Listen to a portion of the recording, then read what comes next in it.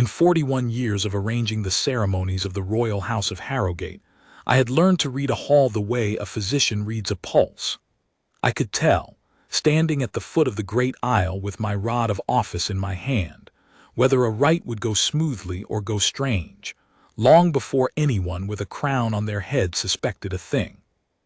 That morning, as the last of the court filed into the Hall of Standards for the investiture of the Heir, I felt the wrongness in the air the way you feel whether coming through an old wound. My name is Osric Penhale, and I am the King's Herald and Master of the House's ceremonies. It is my duty to know where every man stands when every bell rings, which knee bends to whom and in what order. I had rehearsed the investiture 9 times. I knew it the way a man knows the stairs of his own home in the dark. And yet, watching them settle into their places beneath the tall stone vault, I could not shake the sense that some part of the machine had been quietly bent out of true, and that I would only learn which part when it broke. The Hall of Standards is the oldest room in the palace.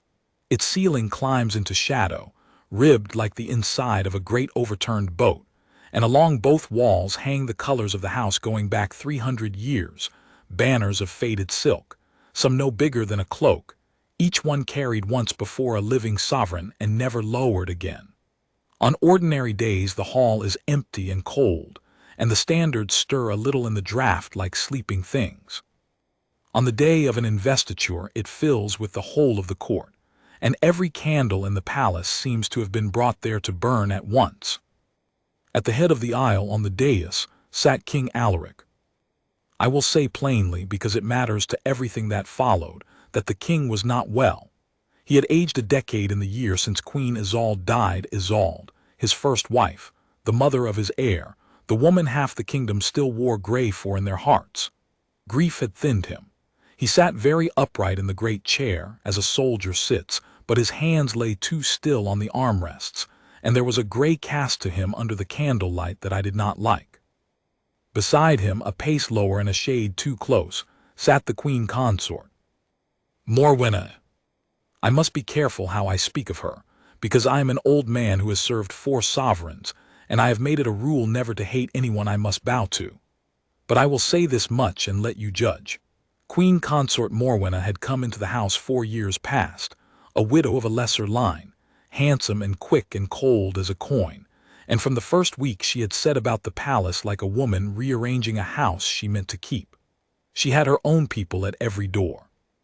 She had her own children raised, by degrees no one could quite name, from guests to fixtures, Lord Cassius, her son, and Lady Verena, her daughter, who now sat in the front rank in cloth of silver as though they had been born to those seats. And she had a way of standing at the king's grief like a gardener standing at a fallen tree, already measuring the ground for what she would plant in its place. The rite that day was simple in its shape and enormous in its meaning. King Alaric would that morning confirm his son, Crown Prince Rowan, as heir of the house before the whole court, not crown him, for the king yet lived, but invest him, gird him with the sword of state, and place into his hands the colors of his mother, the late Queen Isolde, so that the line ran unbroken and visible from the dead queen through the living king to the son who would one day reign. It is a very old ceremony. Its heart is the passing of the colors. A house that cannot pass its colors cleanly from one hand to the next is a house with a crack in it, and every man in that hall knew it. Crown Prince Rowan stood at the foot of the dais in the plain white of a supplicant, bareheaded, his sister Princess Alara at his shoulder. He was a serious young man, more his mother's child than his father's, quiet where Alaric had once been loud. Behind them, ranged in a small solemn row and scrubbed to an unnatural shine, stood Alara's 3 children, Torin, who was 11 and trying with all his might to stand like a soldier, Malin, who was 9 and had already found the one loose thread on her sleeve, and little Bram, who was 6 and had been promised something sweet if he could only be still, and was visibly spending that promise faster than he could earn it. The old king's grandchildren, Isolde's grandchildren. They did not know yet what they were watching. I almost envied them. And bearing the colors, this is the man you have come to hear about, was a guardsman named Corwin Hale. You would not have picked him from a line of his fellows. That is rather the point of the guard. They are made to be interchangeable, a wall of red wool and black fur and white glove, faces forward, so that no one man stands out and the whole stands like stone. Corwin Hale was of a height with the rest, neither the tallest nor the broadest, a man perhaps 40 years old with a plain, square face and pale eyes that gave nothing away. He had served the house 22 years. He had stood at the late Queen's door for 11 of them. And when the master of the guard had drawn lots for who should have the honor of bearing Queen Isolde's colors at her son's investiture, for it is reckoned a very great honor, the greatest a guardsman of his rank can be given, the lot had fallen to Hale, and I remember the master saying, with the particular gruffness soldiers used to hide their softer feelings, that the lots had for once chosen rightly, because there was not a man in the regiment who had loved the old Queen better, in his silent way, than Corwin Hale. He stood now at the right of the dais with the furled colors upright in his 2 hands, the staff socketed against his white belt, the great weight of the old silk held perfectly still. To furl and bear a standard for the length of a right without letting the point waver by a finger's breadth is harder than it sounds. It is a discipline of the whole body, and he did it as though the staff grew out of him. His eyes were forward. His face said nothing. He was, in that moment, exactly what the guard is meant to be, a piece of the architecture, no more remarkable than a pillar. I gave the signal. The choir in the gallery took a breath as one, and the first long note of the investiture rose up into the dark of the vault, and I thought foolishly, as it turned out, that whatever had felt wrong in the room had only been an old man's nerves. The rite began well. The king rose. With an effort he tried to hide and did not quite, and spoke the opening words in a voice that had once filled parade grounds and now barely filled the dais. The master of the rolls read out the lineage of the house, name by name, back and back into the founding dark, and at each name a single note sounded, so that the reading was like a slow bell tolling the dead. When he reached the name of Queen Isolde, a great many eyes in that hall grew bright, and the king's hand closed on the armrest until the knuckles stood white, and I saw Corwin Hale's jaw tighten by the smallest degree, the only motion he had made since the doors closed. Then came the girding of the sword. Prince Rowan knelt. The king took up the sword of state from its cushion. It is a heavy old thing, more relic than weapon, and I saw how the weight of it dragged at his thin arms, and he laid it against his son's shoulder and spoke the charge, and buckled the belt of it about the young man's waist with hands that shook only a little, and the court let out its breath in a long murmur of approval. So far, so well. We had come to the heart of it. All that remained was the passing of the colors. By the order of the rite, which has not changed in 200 years, the standard-bearer now advances 3 paces, kneels, and offers the furled colors across his 2 palms to the king, who lays his hand upon them in blessing and then gives them into the hands of the heir, who raises them, unfurled, before the court. And in that raising the whole meaning of the day is made visible, the dead queen's silk lifted high in her son's fist, the line unbroken, the house whole. Corwin Hale advanced his 3 paces. He knelt. He offered the colors across his palms, the point grounded, the furled silk held level as a beam. It was faultless. I have watched 100 men do that office, and I never saw it done better. And the king reached out his hand toward the colors and stopped. It was a small thing, a hitch, a catch, no more than a man might make reaching for a cup and finding his arm heavier than he expected. But I had been watching Alaric all morning with a herald's eye, and I saw what the court did not. I saw the gray deepen in his face, and a fine sweat spring out along his hairline, and his outstretched hand tremble and then sink slowly back to his side, as though the strength had simply run out of it like water out of a cracked jug. His mouth opened. No word came. He sat back into the great chair, and his eyes, when they found mine across the hall, held a plain and terrible message that a lifetime of ceremony let me read at once. I cannot. Something is wrong with me. Do not let them see. The choir sang on. The court, who could see only the king's back and the bowed head of the kneeling guardsman, saw nothing amiss.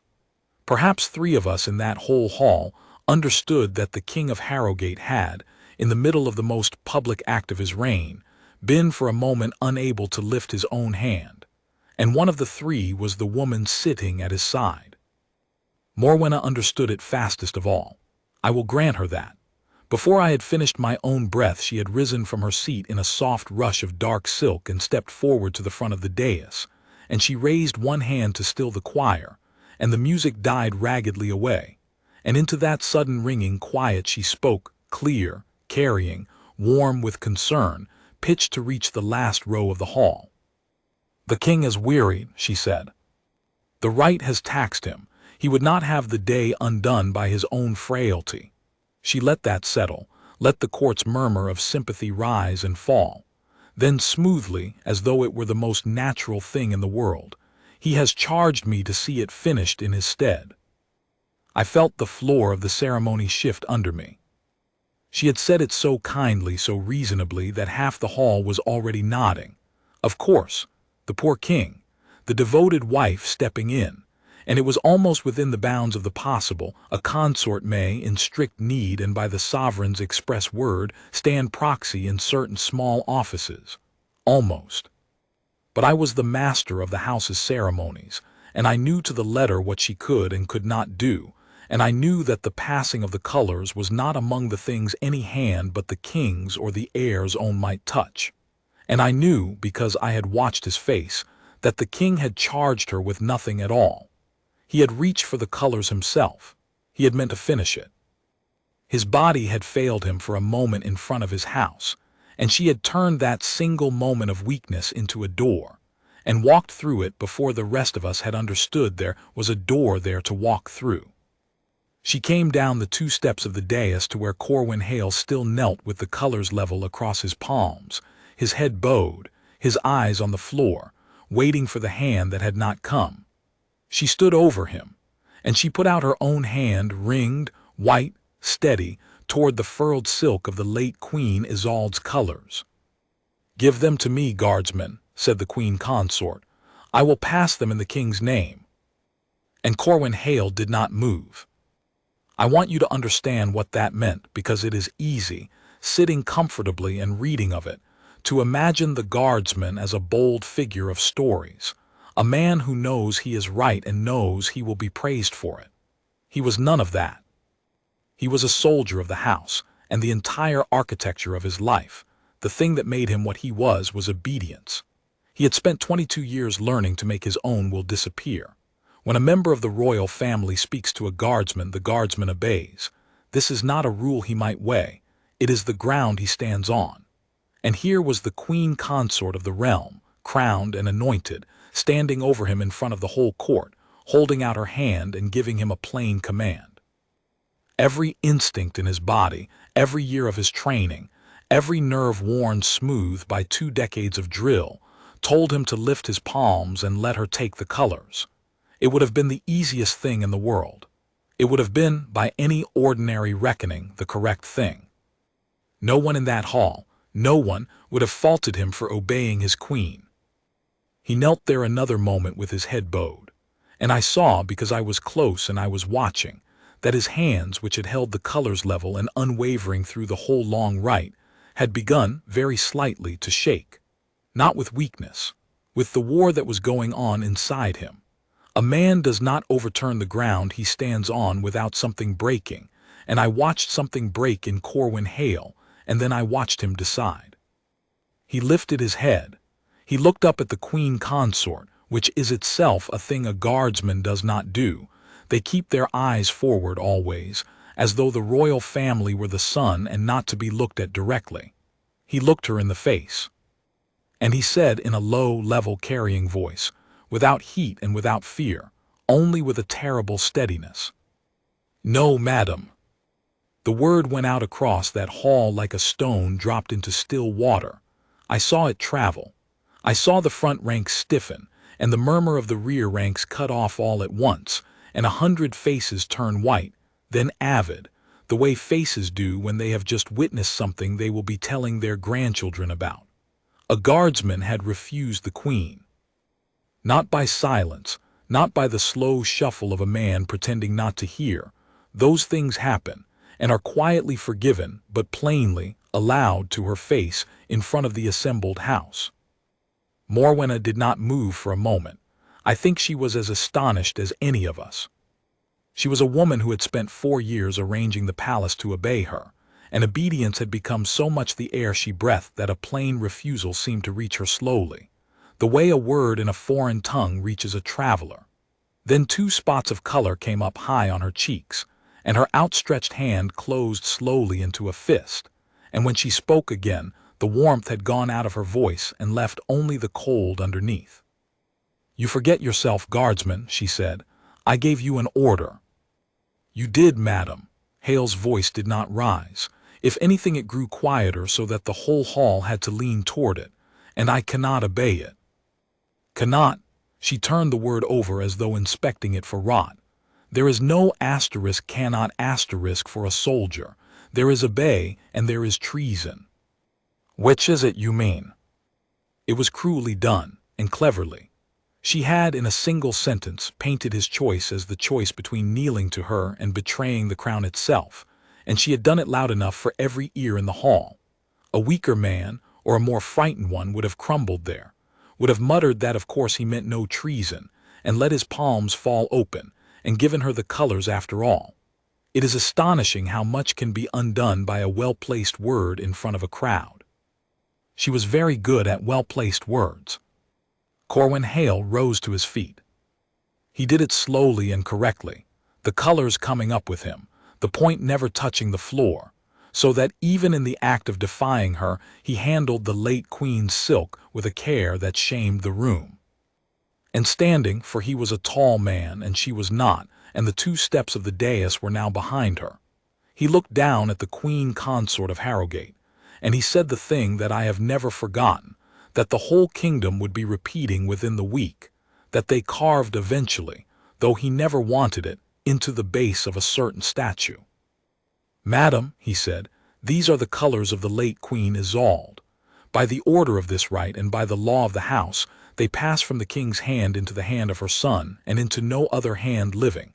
Not mine, not yours.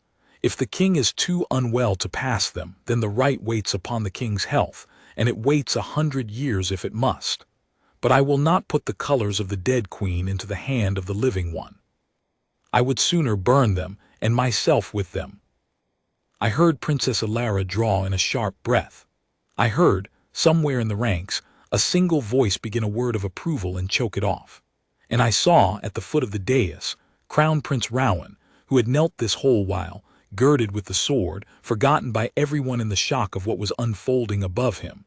I saw Rowan's head come up, and his eyes fix on the guardsman with an expression I could not at first read and only understood much later.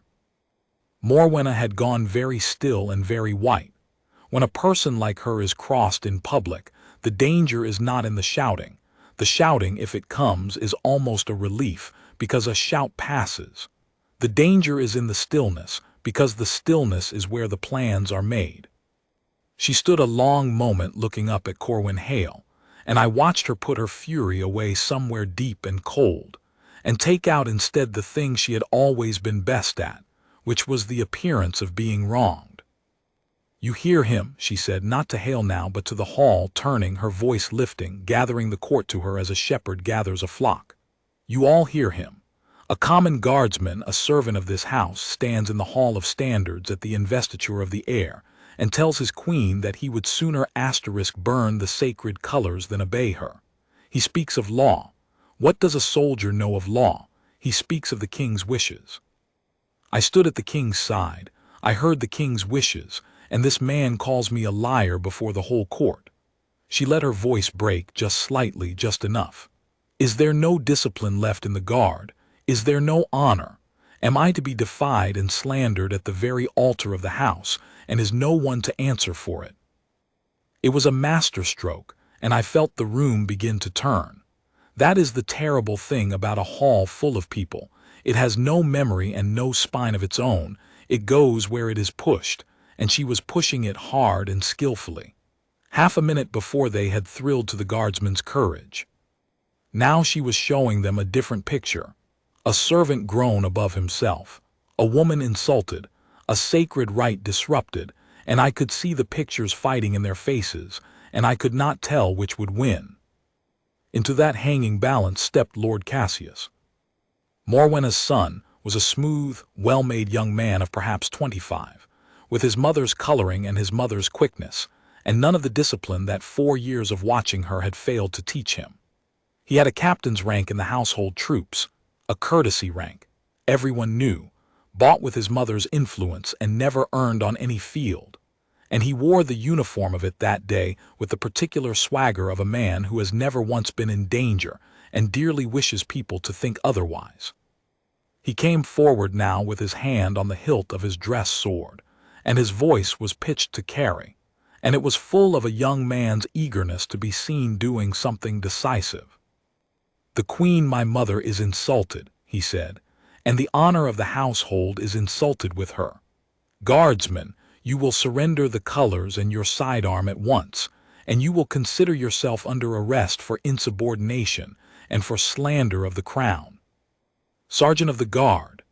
This to the file of guardsmen along the wall who had not moved, who stood like the stone they were trained to be, their eyes forward, their faces betraying nothing at all. "Sergeant, take this man's weapon and the colors and remove him from the hall." And here, for the first time, I saw the thing that Morwenna had not counted on, and that Cassius, in his eagerness, did not even notice he had put to the test. Not one guardsman moved. You must understand how strange that was. The guard obeys. A lawful officer of the household gives a lawful-sounding order and the guard executes it. That is the whole of their trade. Cassius had a captain's rank. He had named a sergeant. He had given a clear command in a clear voice. By every ordinary reckoning, half a dozen men should have stepped smartly off that wall, relieved Corwin Hale of his weapon and the colors, and marched him out, and the whole matter would have been finished in 30 seconds with the court none the wiser about the finer points of law. Instead there was silence and stillness, and a long row of red-coated men staring straight ahead as though Lord Cassius had not spoken at all.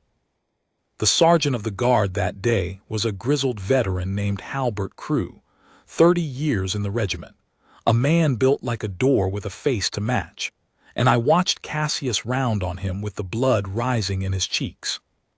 "Sergeant, I gave you an order." "You did, my lord." Crewe's voice was a low rumble, respectful, immovable. His eyes did not leave the middle distance. "But you are not in the guardsman's chain, my lord. A household captain does not command the Queen's Guard on ceremonial duty. Only the master of the guard commands us here, and under him the officer of the day." A pause, exactly measured. "And neither of them has told me to arrest one of my own men for keeping the law of the house." It was said without a flicker of insolence, in the flat tone of a man reciting a fact of the weather, and it was unanswerable, and Cassius knew it. And knowing it in front of the whole court with his hand on a sword, he did not know how to use made him do the thing that men like Cassius always do when they are cornered, which is to make it worse. He took a step toward Corwin Hale and put his hand out to seize the colors himself. I do not think he ever reached them. Sergeant Crewe was suddenly, and without any appearance of hurry, standing between the young lord and the standard-bearer. He had crossed the space the way an old cat crosses a room, and he was simply their asterisk, a wall of a man, his hands loose at his sides, his eyes forward, saying nothing, doing nothing, offering no violence at all, only occupying with his whole immovable body the space that Cassius wished to move through.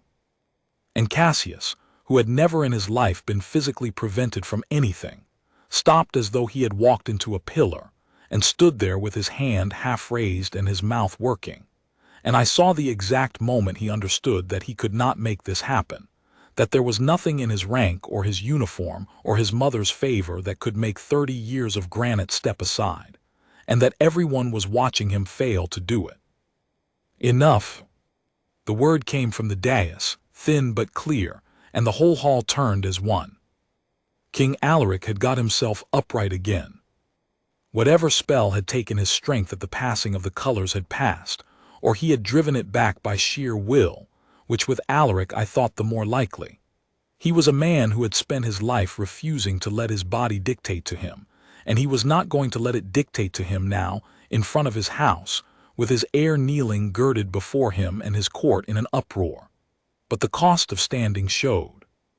He gripped the arm of the great chair, and his face was the color of tallow, and when he spoke it was in short pieces, a man rationing his breath. "There will be no arrests," said the king, "in this hall on this day by anyone's order but mine. Cassius, sit down."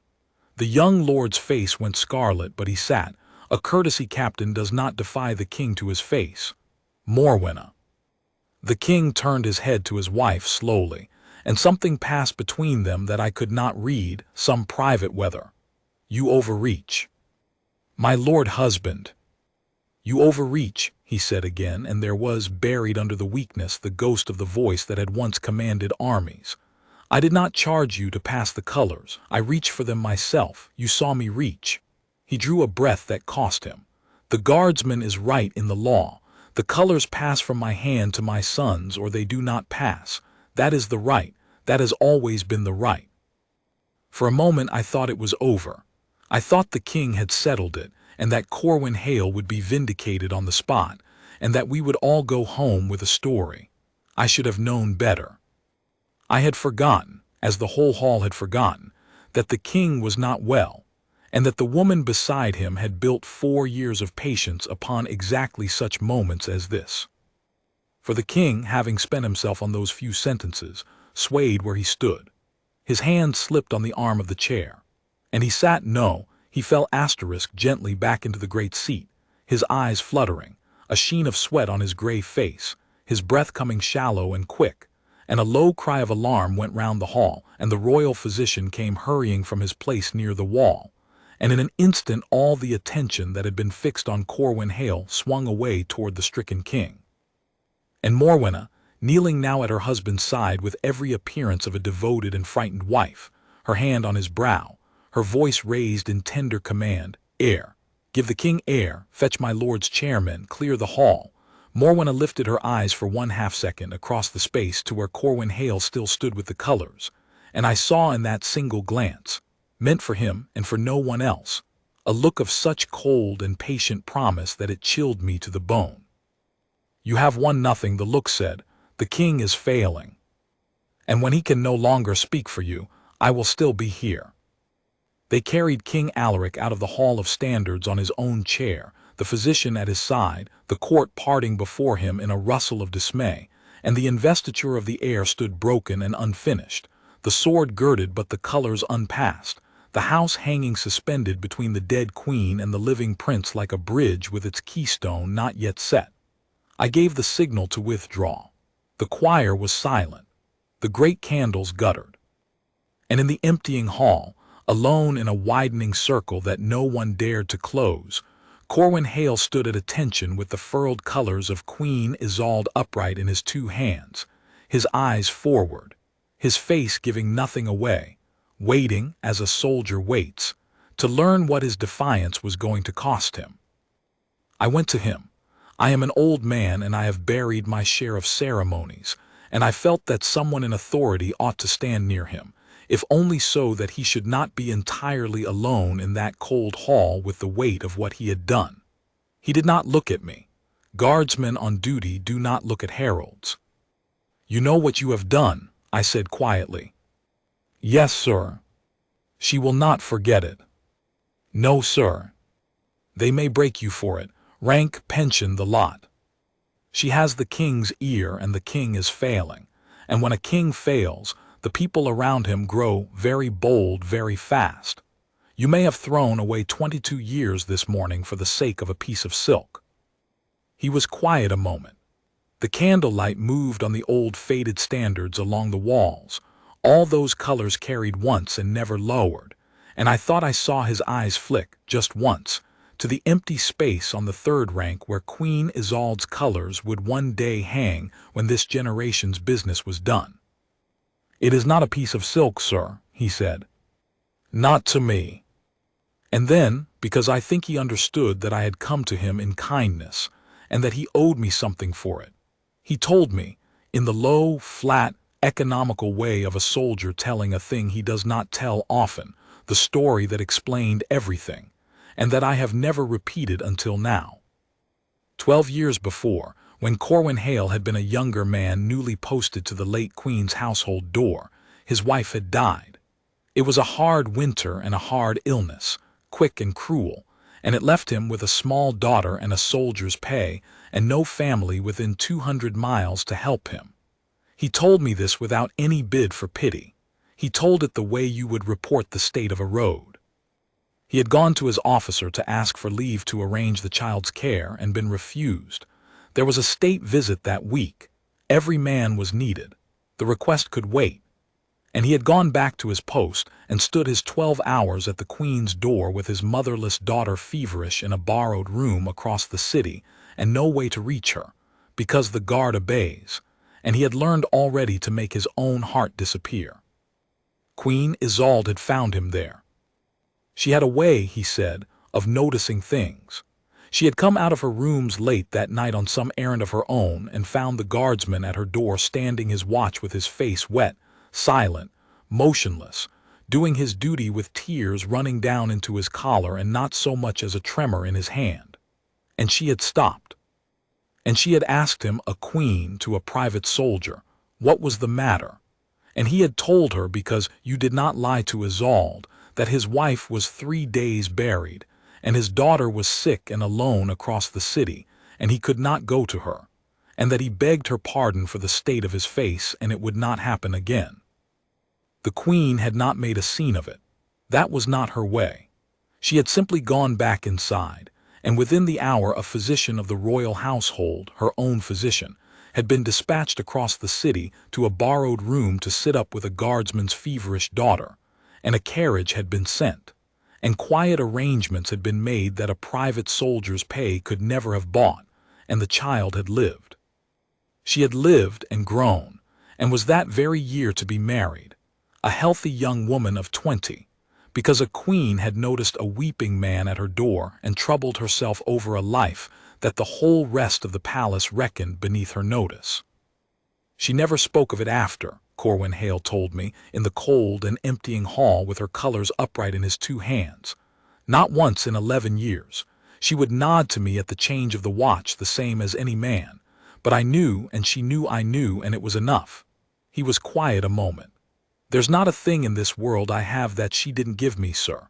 My girl's whole life is a gift from that woman.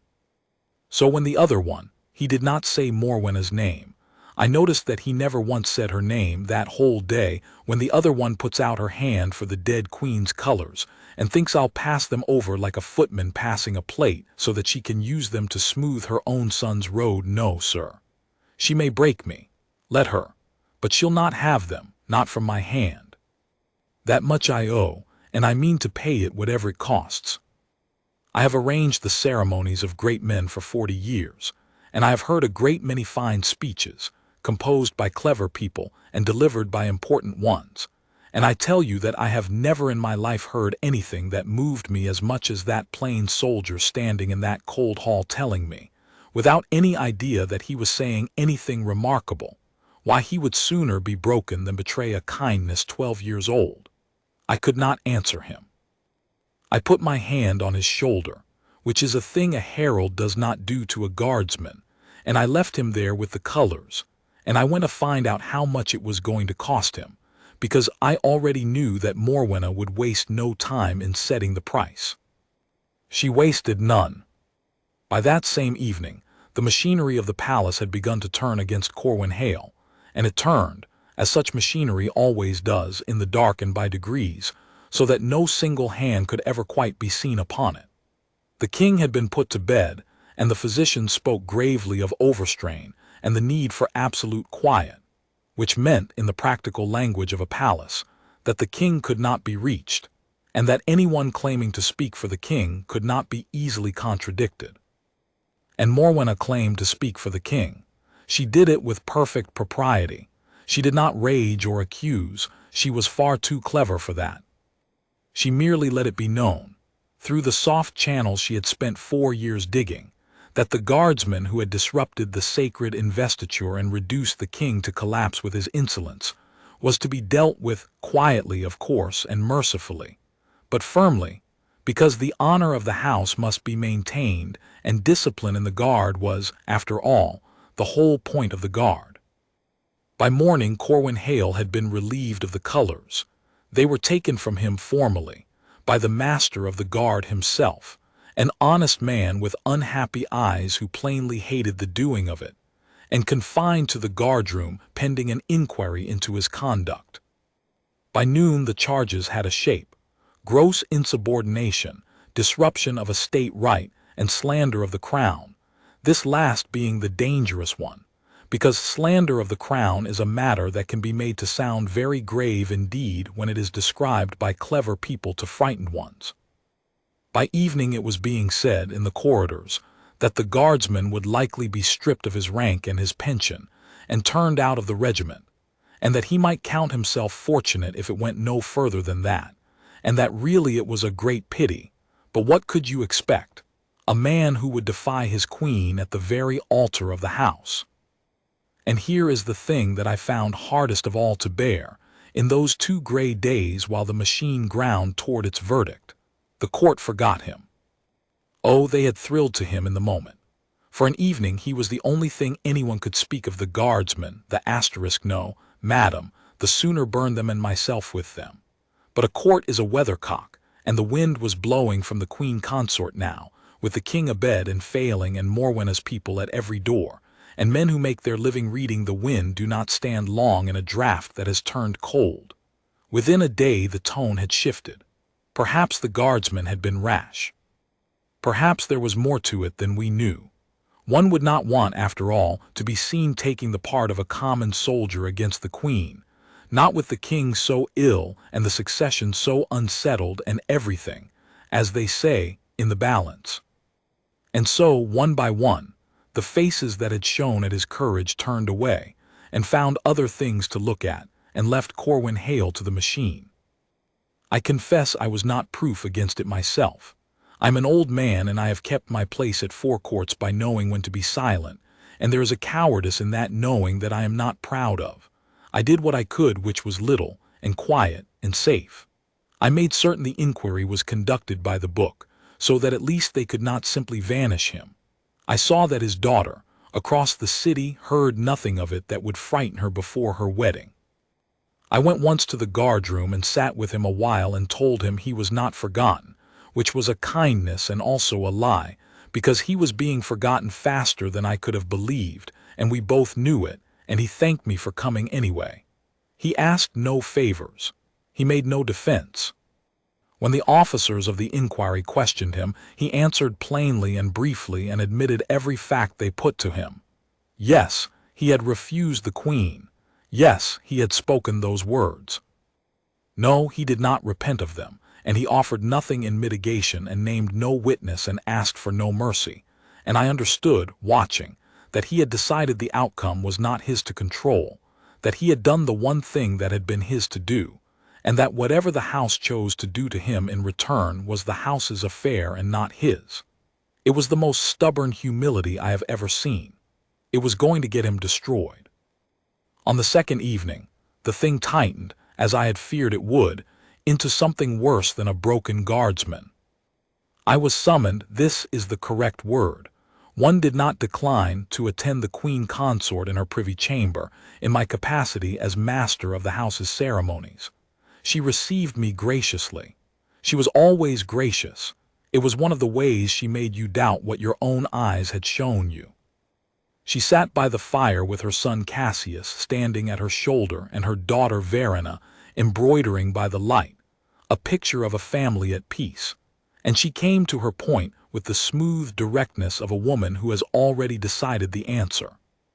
The king, she told me, was gravely ill. The physicians were hopeful, of course. She pressed a handkerchief briefly to her eye in case I had missed the depth of her devotion, but one must be prudent. One must think of the house. One must not leave the succession hanging half-made in a time of such uncertainty. The investiture had been interrupted at its very heart, the colors unpassed, the heir unconfirmed. This was intolerable. A house with its succession suspended was a house inviting disorder. Therefore, she said, it had been decided, she used that phrase, it had been decided, the tidy passive voice of people arranging things they do not wish to be blamed for, that the investiture should be completed without delay, quietly, in the king's own chambers at his sickbed, so that the poor king might have the comfort of seeing his house made whole before whatever the physicians in their prudence thought it wise to prepare for. I said carefully that this was surely a matter of great joy, and that I would of course arrange the completion of the rite the moment the king was well enough to pass the colors with his own hand. Morwenna smiled at me, the way one smiles at a slow child. "The king," she said gently, "is not able to lift his hand, Master Penhale. You saw as much yourself. It would be cruel to demand it of him. No, the colors will be passed on the king's behalf, by one empowered to act in his name during his infirmity." A small pause, delicate as a placed knife. "The council of the household has been convened. It will confirm my regency during the king's illness this very night, and as regent it will fall to me to complete the rite that his frailty could not." There it was. There was the whole shape of it, laid out plain in a warm room by a fire, and I felt cold all the way through. She was going to have herself made regent while the king lay helpless and unable to contradict her. And as regent she would take up the late Queen Isolde's colors with her own hand, the very thing the guardsmen had refused to let her do, and she would pass them. But I did not for one moment believe she would pass them to Crown Prince Rowan. Why go to all this trouble, break a guardsman, convene a midnight council, seize a regency, only to hand the heir's colors to the heir the right had always meant them for? No, she would pass them to her own son. She would stand in that sick room with the king insensible and the law suspended and a hand-picked council nodding along, and she would put Queen Isolde's colors into the fist of Lord Cassius, and she would call it a temporary measure, a prudence, an act of love, and once done, it could never be wholly undone, because a thing seen by witnesses and blessed by a council has a weight that mere justice struggles ever after to lift.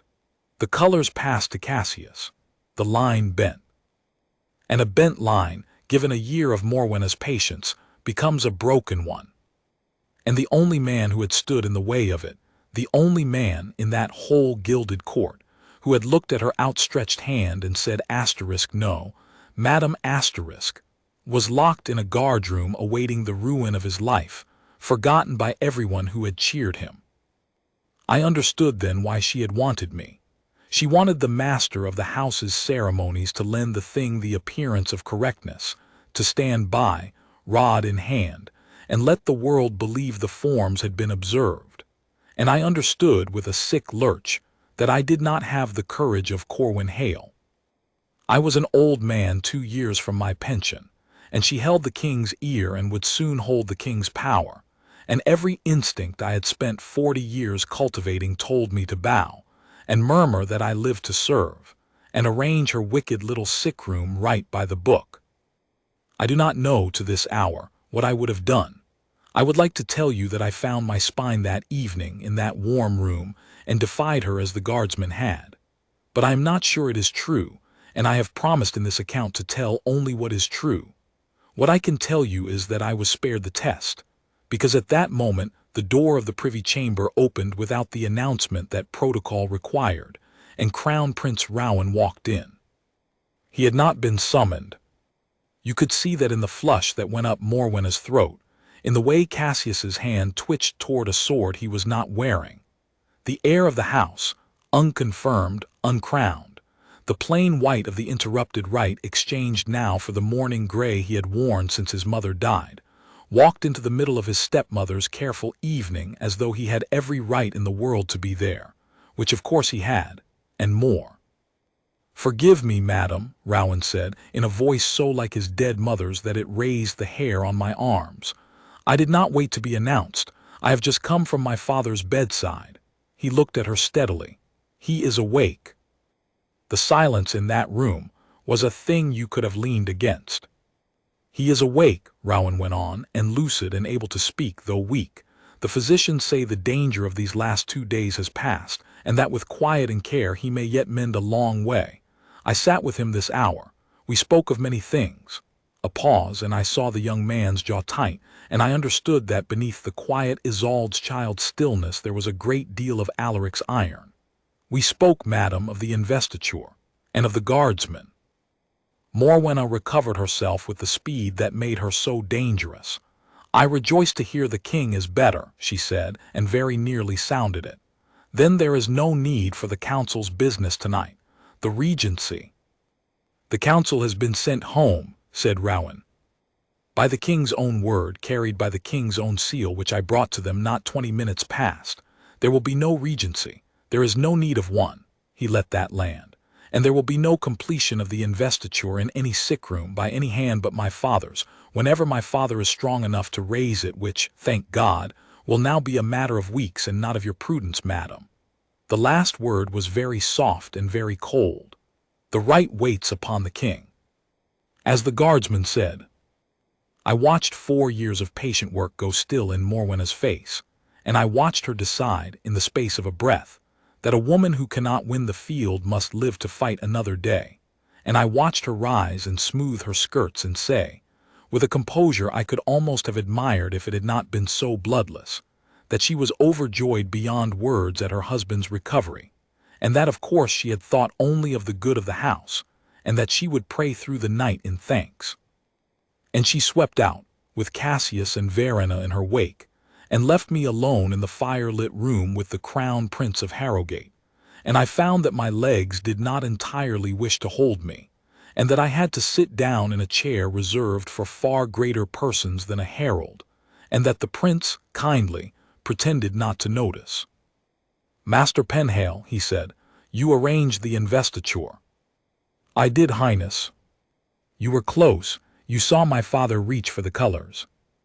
I saw it plainly, Highness. He reached. His strength failed him for a moment. He charged the Queen Consort with nothing. I would swear it before any court in the realm. And I found, saying it, that I meant it, that I would swear it, cost me what it might, and that some small portion of the courage I had watched in a guardroom for 2 days had, perhaps, rubbed off on me after all. Rowan nodded slowly. Good, he said, because tomorrow, before the whole court, that is exactly what you are going to be asked. I did not understand him. He saw that I did not, and for the first time that grave young man almost smiled. A thin, tired, formidable expression that was, again, so exactly his mother's that it stopped my breath. My father is not the man he was 2 days ago, Rowan said, but he is very far from the man my stepmother would like the court to believe. He has been lying in that bed these 2 days listening. You would be astonished, Master Penhale, how much a man learns about his household when everyone believes him too ill to hear. He knows what she attempted. He knows about the council she convened in the dark. He knows about the guardsmen. The prince walked to the fire and stood looking into it. And he has decided that the whole of it, the whole rotten shape of it, will be answered in the one place she cannot control and cannot spin, in open court, before the full house in the light. Tomorrow the investiture will be completed. My father will finish the rite he could not finish, and before he does, there is a certain guardsman he intends to send for. I sat very still. You mean to clear him? I mean, said Crown Prince Rowan, to do rather more than clear him, and he would say no more. They reconvened the court the next day at noon, in the same hall of standards, under the same tall vault, before the same faded colors stirring in the same cold draught. I arranged it myself, with my own hands and my own rod of office, and I confess my hands were not quite steady doing it, because I did not know, no one below the king himself knew, quite what was going to happen, and a herald who does not know what is going to happen at his own ceremony is a herald a long way out of his comfort. The court came in subdued and wary. Word had gone round, the way word does, that the king had rallied and meant to finish the investiture, and every man and woman filing into that hall was privately recalculating which way the wind now blew and arranging their faces accordingly. Morwenna came in on her husband's recovery like a woman who had never doubted it, radiant with wifely relief, and took her place beside the empty great chair with perfect composure. Cassius wore his courtesy uniform again. Verena wore cloth of gold. They did not know what was coming either. That, I think, the king had arranged on purpose. And then the doors at the head of the hall opened, and King Alaric came in on his own 2 feet. He came slowly, and he came leaning on the arm of his son, and any physician in the realm would have told him he had no business being upright at all. But he came in on his feet, in the full state robes of the house, with the old crown on his gray head, and the sight of him steadied that whole frightened hall the way the sight of the king is meant to. He was thin as a reed and pale as paper, and every step plainly cost him, but there was something in his eyes that had not been there 2 days before at the interrupted rite. A hard, clear, wakeful light, the look of a man who has been to the edge of a thing and come back knowing exactly what he means to do with the time he has been given. He mounted the dais. He did not sit. He turned to face the court, one hand on his son's shoulder, and when he spoke his voice was thin but it did not waver. 2 days ago, said the king, I began the investiture of my heir and I could not finish it. My body failed me at the passing of the colors. You saw it. I will not pretend you did not. A murmur, he let it pass. In the confusion of that moment, things were done and said in this hall, and other things were done afterward in the dark of this palace, that I have had 2 days lying still to consider. I have considered them fully. And I mean to answer every one of them now, before you all in the light, so that there shall be no whisper afterward of what was meant or what was done. Bring in the guardsmen. They brought in Corwin Hale. He came between 2 of his own regiment, not as a prisoner is brought, though I think that was how Morwenna had arranged for him to be brought. The 2 guardsmen flanking him marched in perfect step with their comrade, and there was in their bearing something that made it look less like an escort of a prisoner than an honor guard of a friend, and I saw Morwenna note it, and I saw her not like it. Hale himself was in plain, undress uniform, stripped of the colors-bearer's sash they had taken from him, his face composed and forward and giving nothing away, a man walking to what he fully expected to be his own undoing with the same steadiness he had shown walking to his post for 22 years. He was halted before the dais. He came to attention. He fixed his eyes on the middle distance, above the king's head, as a guardsman does, and he waited. Guardsman Corwin Hale, said the king. 2 days passed in this hall. The Queen Consort put out her hand for the colors of my late wife, and commanded you to give them to her, that she might pass them in my name. You refused. You refused her openly before this whole court, in words I am told the whole city is now repeating. Is this so? It is so, your majesty. Hale's voice was flat and clear. He did not soften it. He did not reach for a single word that might have eased his case. I refused the Queen Consort. I spoke as she says. I do not repent of it. A hiss went round the court at that. I do not repent of it, said to the king's face, by a man on the edge of ruin. Morwenna's mouth curved, very slightly. She thought I saw that he was hanging himself. She thought the king had brought the guardsmen here to be made an example of, publicly, with due process, so that the honor of the house might be seen to be satisfied, and that the stubborn fool was doing the work for her by refusing to grovel. Why, said the king. Your majesty. Why did you refuse her? You are a soldier of this house. You have obeyed the royal family for 22 years without a mark against your name.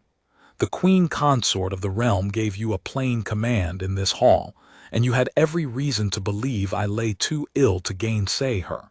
Every instinct of your training told you to obey. Every friend you have would have told you to obey.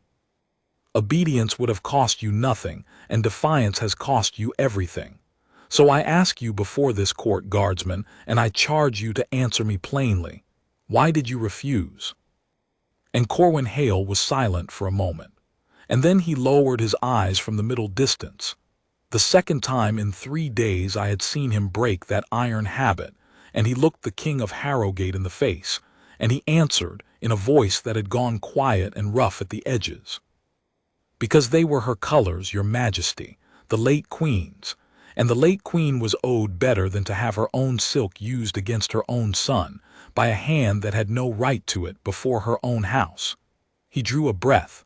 "I stood at your late wife's door 11 years, sire.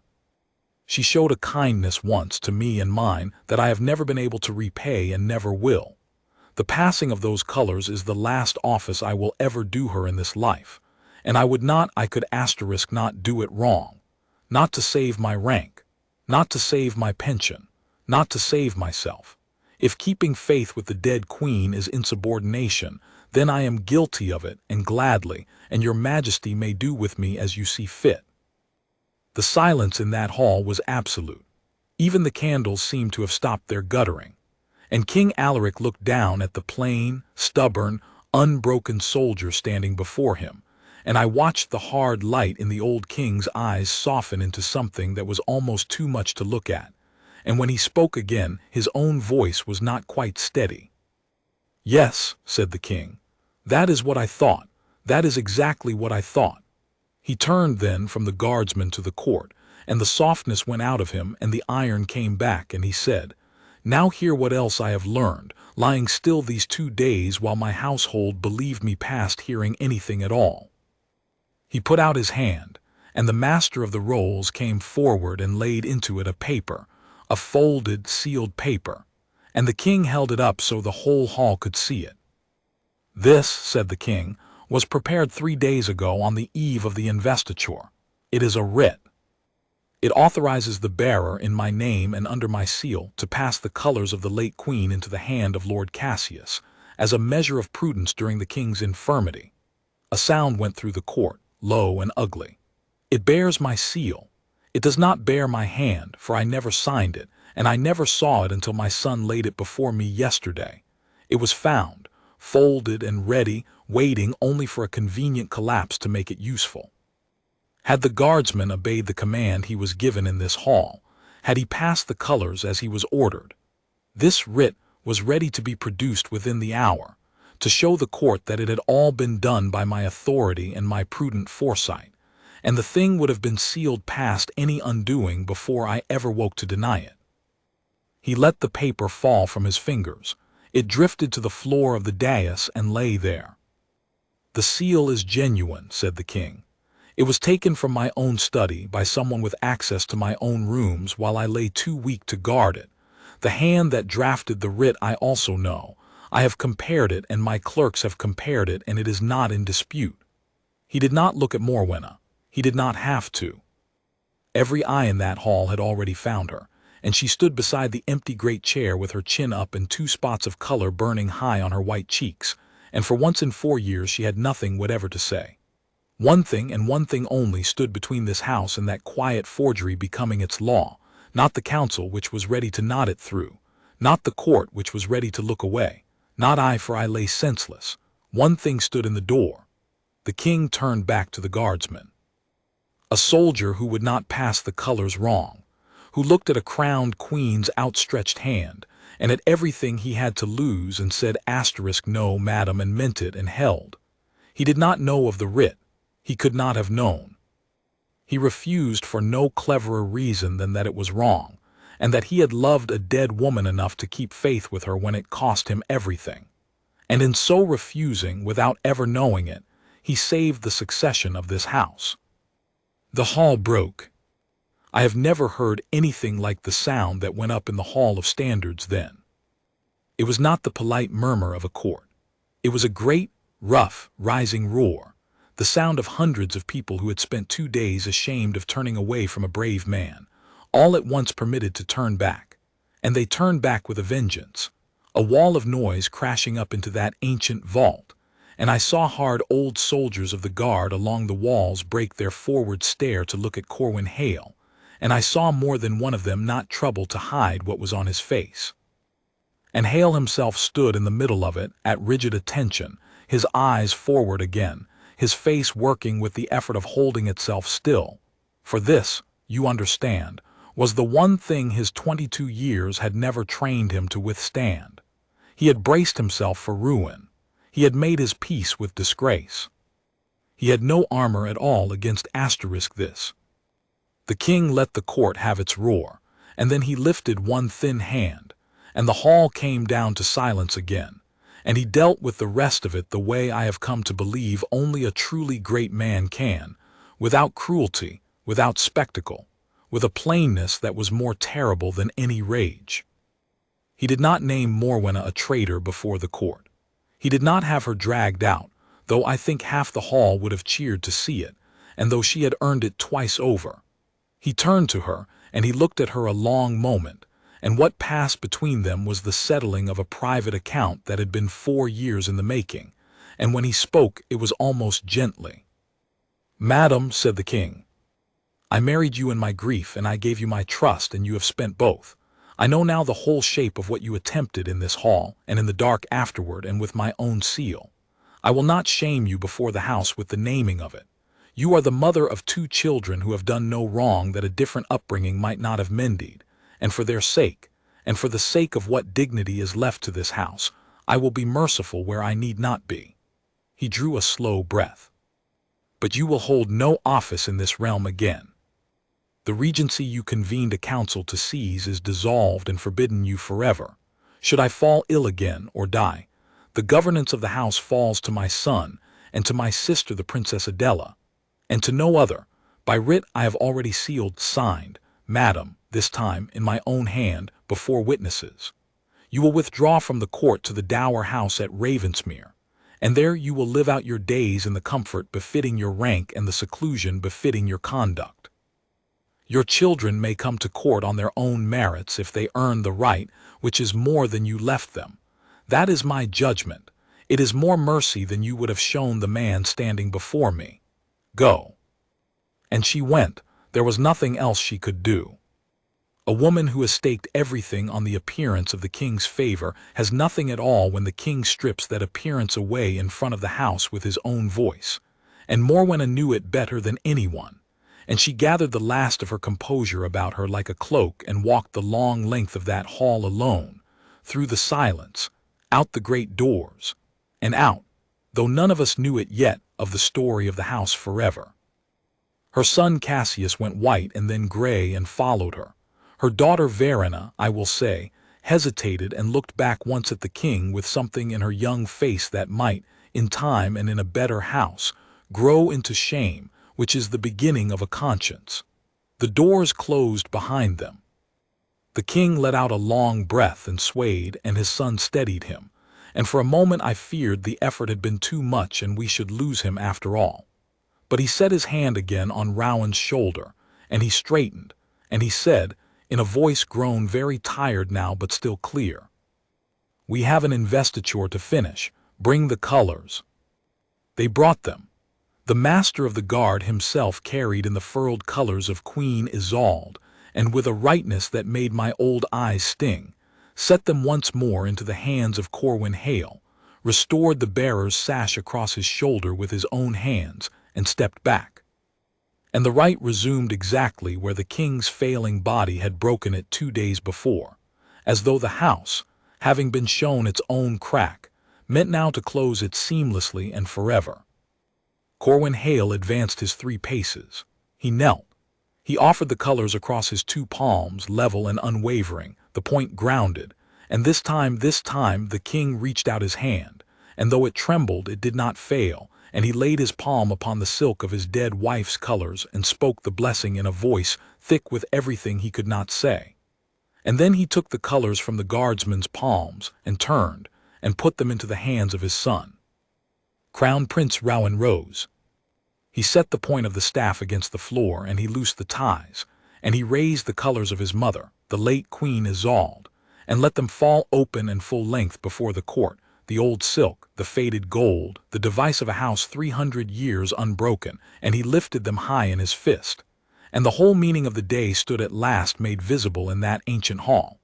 The dead queen's silk in her living son's hand, the line whole, the keystone set.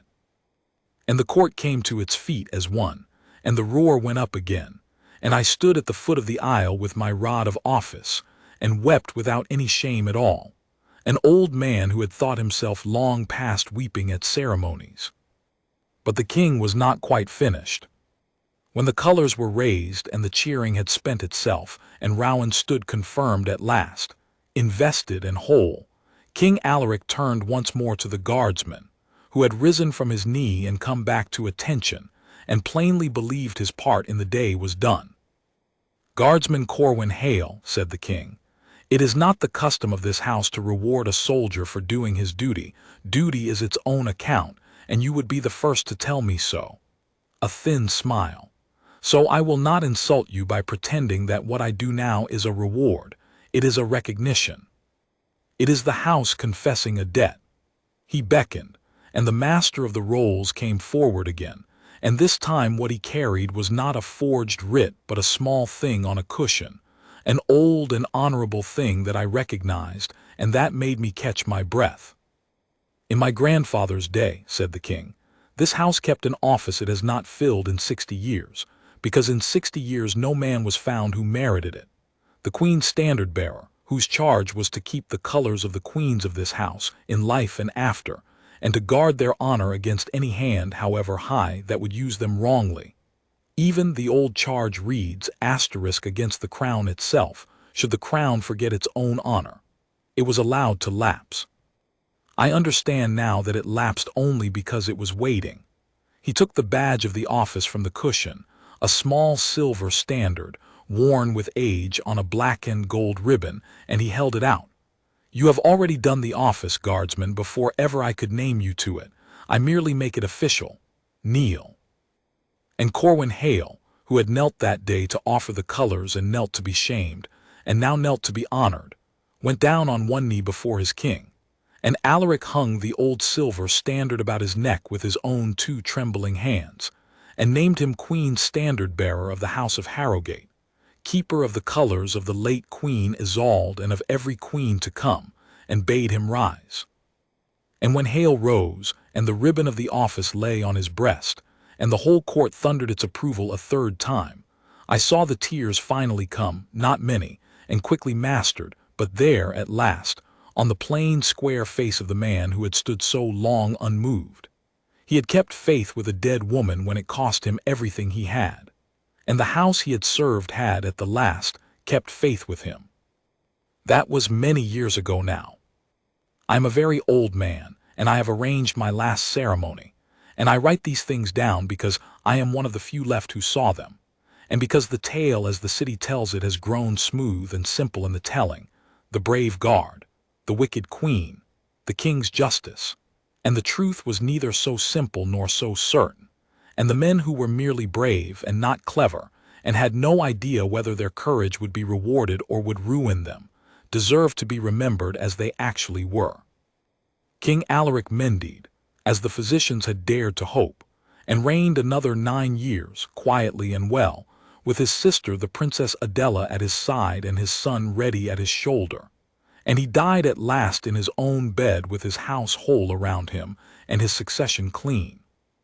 Crown Prince Rowan is king now, and a good one, grave and just, and his mother's colors hang at last in their honored place upon the 3rd rank of the Hall of Standards, lowered for the final time, never to be carried again. Morwenna lived out her years at Ravensmere in a comfortable silence, and I am told she never once spoke of the palace. Her son Cassius went abroad and made, I hear, a modest and unremarkable life, which is perhaps the kindest thing his mother's schemes ever left him. And her daughter Verena, to her lasting credit, did in time come back to court on her own merits, and served the young princesses faithfully, and grew into exactly the conscience I had glimpsed the beginning of on that last day. The grandchildren of the old king, Torrin and Malin and small Bram, who was so bad at standing still, grew up in a house made safe by a soldier they were too young that day to understand, and it pleases me to think that they are safe in it still. And Corwin Hale served as Queen's standard-bearer to the end of his days, and saw his daughter married, and stood at the great ceremonies of the house with the old silver standard on his breast, keeper of the colors, and never once, that I saw, thought himself anything more than a soldier who had done his plain duty. He is gone now too. They raised a statue of him after in the forecourt where the tourists come, a plain guardsman at attention, bearing a furled standard, and beneath it they carved the words he said in the Hall of Standards, the words he never wanted carved anywhere, the words the whole city still knows. I would sooner burn them and myself with them. But it is not those words I think of when I think of him now. I think of the moment before them, the moment in the cold and emptying hall, when he did not yet know he would be vindicated, when for all he knew he had thrown his whole life away for a piece of silk, and I asked him whether it was worth it, and he looked at the late Queen's colors in his 2 hands and answered me, "It is not a piece of silk, sir." Not to me. He never expected what followed. That was the whole of his greatness. A man who does the right thing because he knows he will be honored for it is only prudent. Corwin Hale did the right thing certain that it would cost him everything, and did it anyway, and asked for nothing.